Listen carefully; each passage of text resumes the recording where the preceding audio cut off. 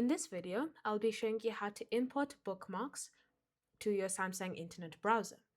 Now, all you need to do is simply launch the internet browser itself and then navigate to Settings. Under Settings, you're going to select Sync and Import.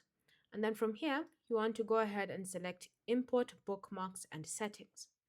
Next, choose where you're importing from, whether it's the Internet Explorer, Chrome, Edge, Bookmarks HTML file, or any other browser that's currently installed onto your computer. And then from here, if you have multiple profiles, go ahead and select one of the profiles and then choose what you want imported, whether it's bookmarks and favorites, browsing history, or all, and then simply click on import. So go ahead and wait for them to be imported from Chrome or from whatever browser you've chosen to Samsung Internet. And once they've been successfully imported, you can actually be able to tell that your bookmarks have been imported because you can see them on the bookmarks bar.